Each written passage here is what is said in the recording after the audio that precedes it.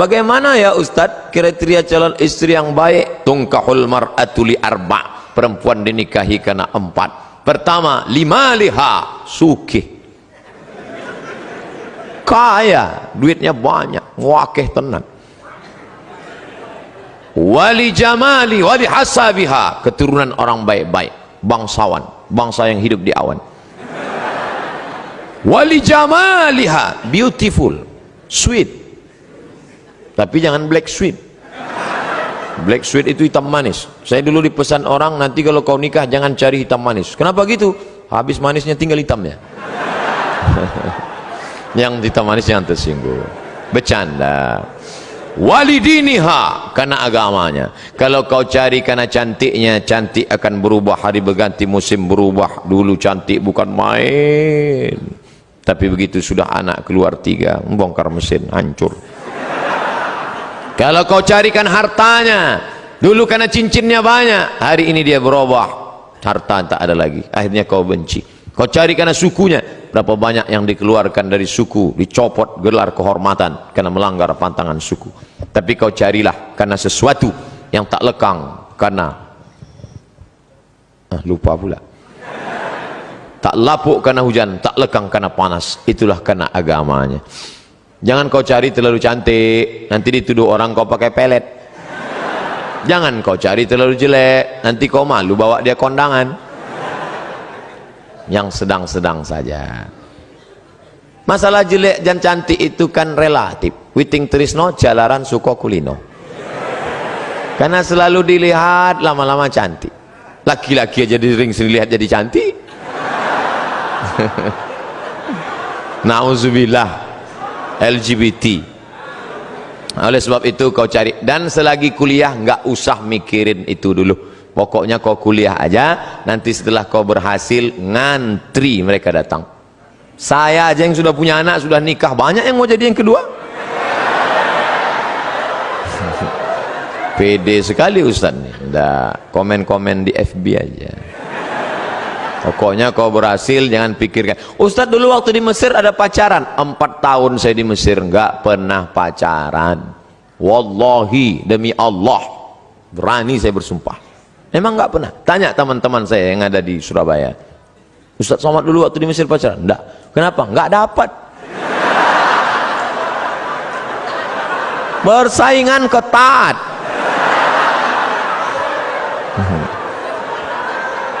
Mahasiswa Indonesia 2.400 orang, yang laki-laki 2.100, yang perempuan 300. Hitung aja skala berapa itu. Habis semua digarap ketua-ketua persatuan, kita nggak dapat. Pokoknya sedih lah, nggak ada apa-apanya ketika cinta bertasbih.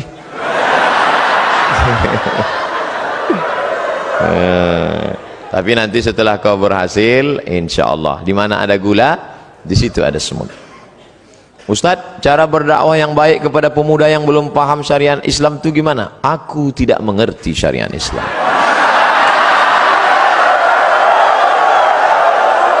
Orang yang tidak ngerti harus kita beri pengertian. Jangan kita ejek, jangan kita caci maki, mesti kita ajari. Oh, Ustadz Somad itu berdakwah. Ustadz Somad tidak berdakwah. Ustadz Somad hanya cerita-cerita di depan orang baik-baik. Betul? Ini yang di depan saya ini kan orang baik-baik semua. Habaib, ulama, Pak Rektor, Pak Kapolres, Pak Kapoltabes, orang-orang baik. Ini orang baik semua. Tapi ada yang berceramah di diskotik-diskotik. Masuk dia ke dalam, dia ceramah. Bro, sampai kapan kau minum? Kau akan mati menjadi cacing tanah. Banyak mereka itulah yang berdakwah luar biasa. Oleh sebab itu kita ikuti selera, buat polling kajian kampus. A, ustadz jenis apakah yang kau inginkan? B, ikuti aja selera mereka, jangan kita paksa. Polling, sebar semua. Dia mau, kata dia, saya sebenarnya ustadz sudah lama mau ngaji. Terus kenapa nggak ikut ngaji?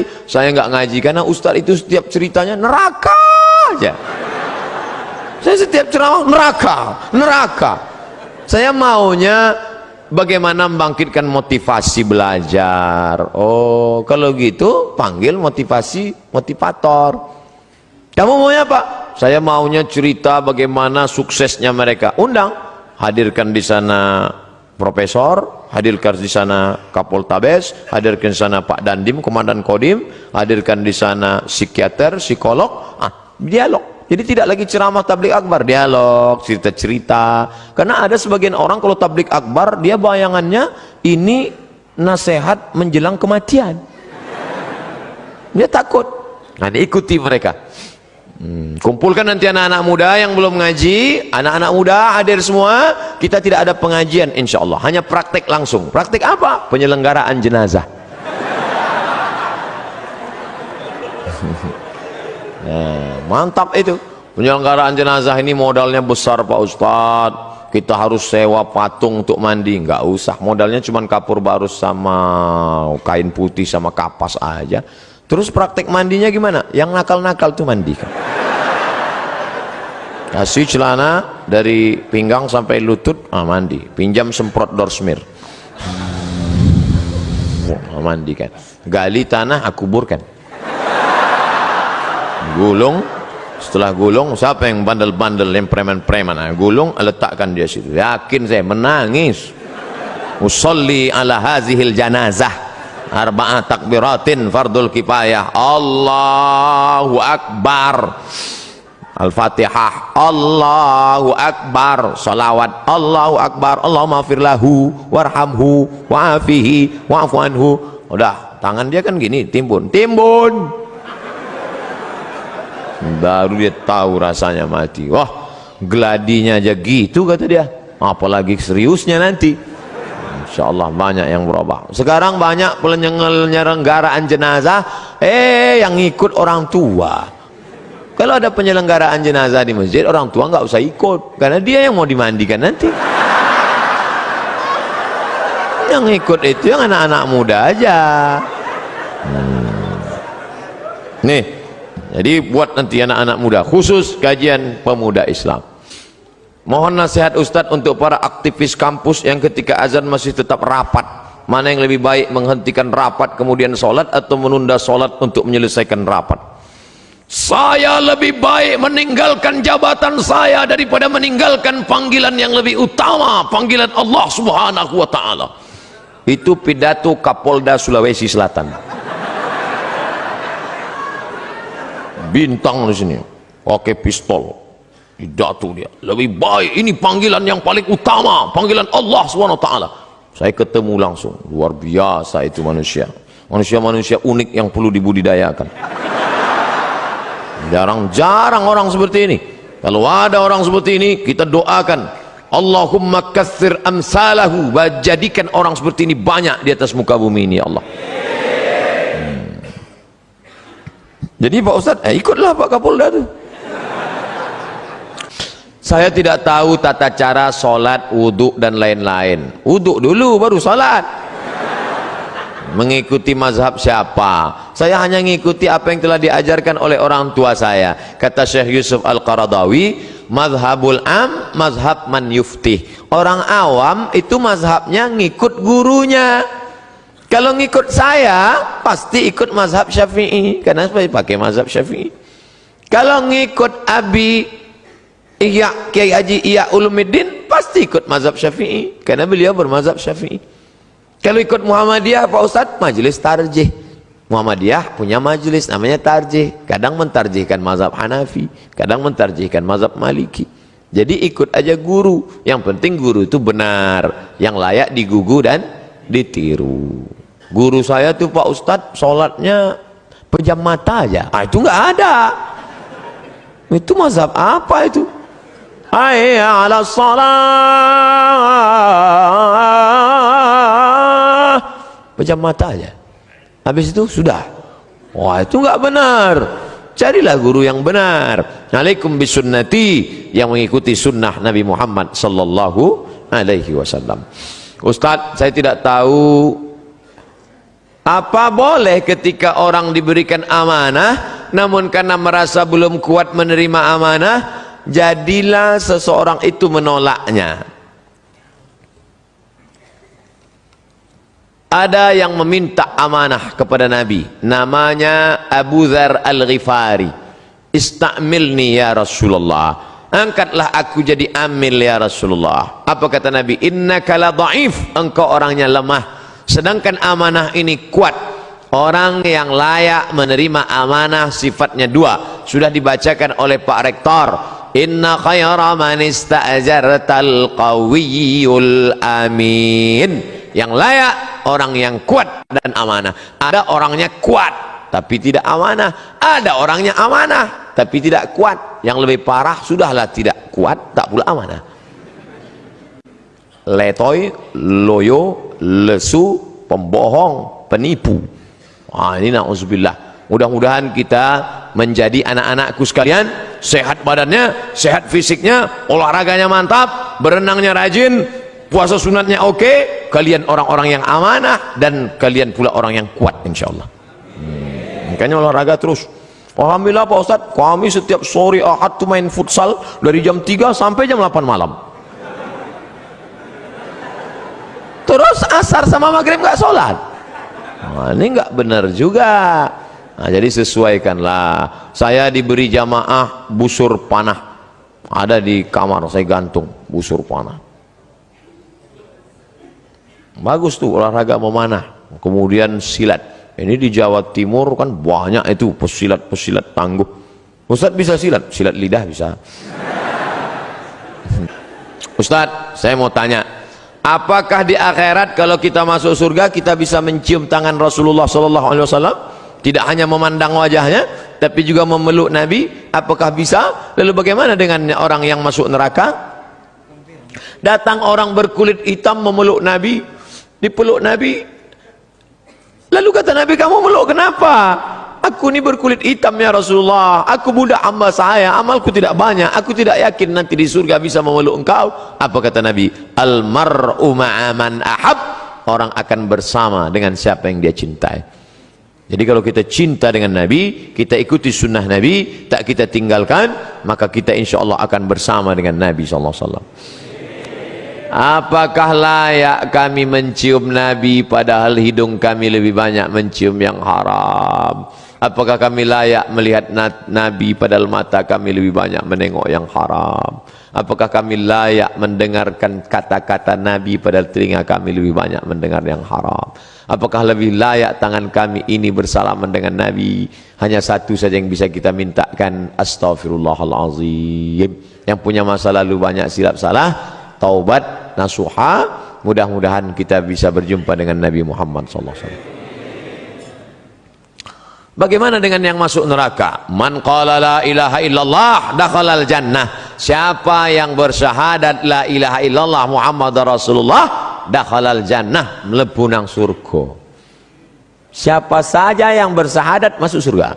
Wa in zana wa in sarak, walaupun dia berzina, walaupun dia mencuri, wa in zana wa in sarak, berzina, mencuri, tetap masuk surga. Enak sekali. Berzina, mencuri masuk surga? Iya, cuman masuknya kapan? Ada yang masuknya langsung direct, tapi ada yang transit. Makanya kita berdoa 7 kali, Allahumma ajirna minan nar, Allahumma ajirna minan nar, Allahumma ajirna minan nar, Allahumma ajirna minan nar, Allahumma ajirna minan nar, Allahumma ajirna minan nar, Allahumma ajirna minan nar. Selamatkan kami dari neraka. Jangan minta masuk surga, karena semua umat Muhammad masuk surga, tapi mintalah jauh dari neraka, karena tidak semua selamat dari neraka. Rabbana atina fid dunya hasanah wa fil akhirati hasanah wa qina adzabannar. Ilahi las tulil firdausi ahla. Ilahi, ya Allah, lastu, aku tidak layak, lil firdaus, masuk dalam surga. Wala aqwa ala naril jahimi, aku juga tak layak masuk. Aku tak bisa masuk surga, tapi aku pula tak kuat masuk neraka. Wala aqwa, aku tidak kuat ala naril jahim, masuk neraka. Zunubi mislu adadir rimali, zunubi, dosa-dosaku, mislu adadir rimali, sebanyak buih di pantai. banyak rimal, pasir di pantai. Fa innaka ghafirudz dzambil azimi. Tapi aku yakin Engkau Maha Pemaaf segala silap dan dosa ya Allah. Banyak itu. Renungkan itu. Meneteskan air mata. Nanti malam sholat. Baca itu. Menangis bapak di samping tempat tidur menangis. Sampai Mas, sampean ini apa? Tetap dia nangis nggak berhenti. Kenapa Mas? Ingat mantan. Melayang bantal. Ustadz, mohon doanya bersama jamaah siswa SMA Negeri 9 Surabaya dan siswa seluruh SMA di Indonesia, karena kami akan menghadapi ujian nasional. Kita akan berdoa. Yang mau didoakan ujian nasional, yang berdoa UAS, ujian akhir semester. Insyaallah di akhir majelis kita doa. Yang baca doa Ustadz Abdul Somad, tapi doa itu dikabulkan Allah karena para habaib kita, keturunan-keturunan Rasulullah, para kiai yang lidahnya tak pernah berhenti berzikir, ibu-ibu yang amanah, aminah, istiqamah. Maka nanti kita berdoa di akhir majelis, mudah-mudahan anak-anak kita lulus semua insyaallah. Bagaimana caranya supaya doa cepat terkabul dan bagaimana supaya jodoh yang kita impikan cepat datang?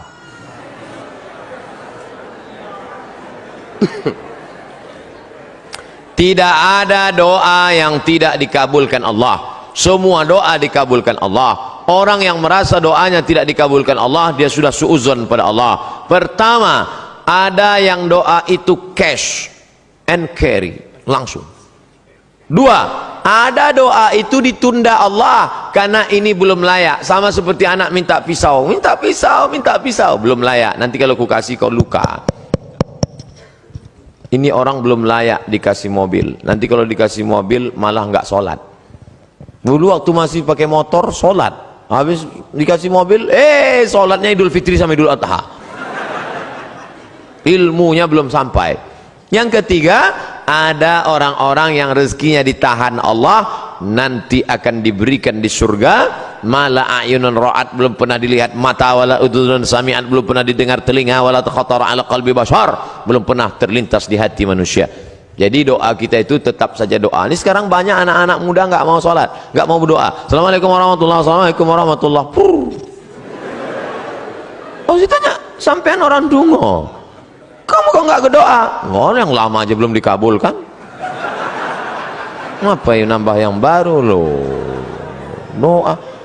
Orang yang nggak mau berdoa itu sombong, maka doa. Ustadz, boleh nggak kalau saya doa saya sebutkan orangnya? Ya boleh. Ya Allah, itu ada ketua BEM, orangnya ganteng banget ya Allah. Rasanya kalau punya suami seperti dia, so sweet.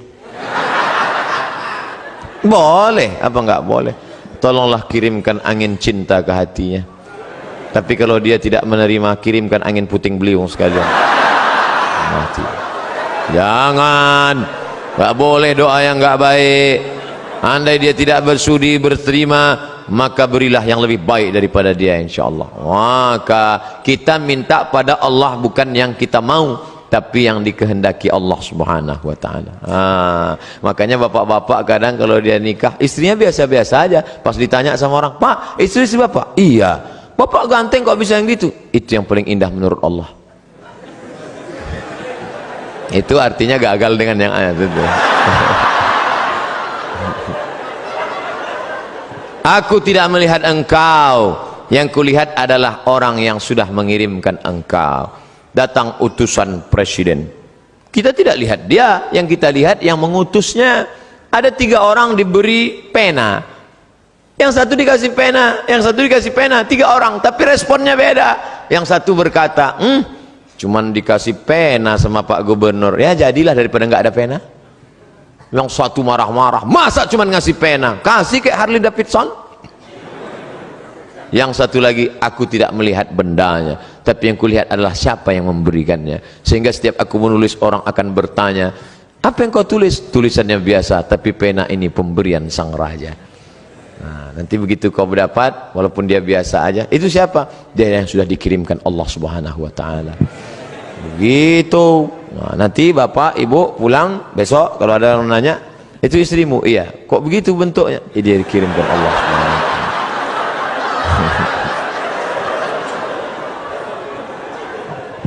Jangan pernah kau berhenti bosan berdoa kepada Allah Subhanahu wa taala. Tapi tetap ada usaha.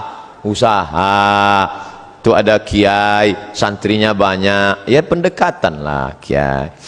Ustaz, saya sudah ditolak calon mertua saya, gimana caranya? Jangan kamu sendiri ngadap ke sana. Kamu sendiri ngadap selengean celana sobek. Pakai kap 70. Ya enggak mau dia. Coba bawa. Tanya. Calon mertuamu itu kerjanya di mana? Di Universitas Airlangga. Bagian apa dia? Di kantor. Bawa Pak Rektor. Mana itu? Pak. Ini mau minta, mohon Bapak Sudi agak. Oke, begitu sampai di sana, langsung dia. Nggih, Pak. Nggih. Apalagi sampai Pak Rektor, iki mahasiswa wapi tenan iki. Masya Allah, langsung Insya Allah. Jangan bawa saya. Kalau saya bawa nanti yang diterima saya. Dukung terus channel Hijrah. Bercanda.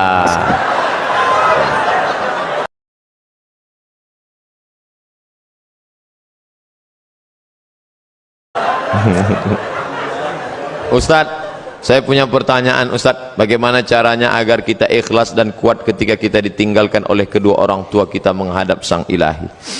Ketika meninggal Nabi Muhammad sallallahu alaihi wasallam, respon sahabat macam-macam. Umar mencabut pedang, man qala inna Muhammadan qad mata fa atrib unuqahu. Siapa yang mengatakan Muhammad sudah mati, ku pancung kepalanya. Siapa yang berani mengatakan Muhammad mati, ku pancung kepalanya. Akhirnya datang Abu Bakar Siddiq membacakan ayat, wa ma Muhammadun illa rasul. Muhammad bukan Tuhan, dia hanya seorang rasul. Qad khalat min qablihi rusul. Sebelumnya sudah ada rasul-rasul tapi meninggal dunia.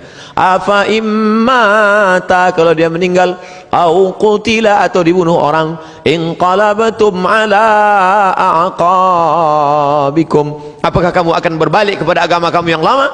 Wa may yanqalib ala aqibaihi, siapa yang murtad meninggalkan agama ini, falan yadurrallaha syai'a, Allah tidak rugi walau sedikit pun. Wa sayajzillahu syakirin, Allah tetap akan memberikan balasan pada orang yang bersyukur. Jatuh pedang Umar bin Khattab. Orang setingkat Umar saja pun tetap bisa lupa ayat.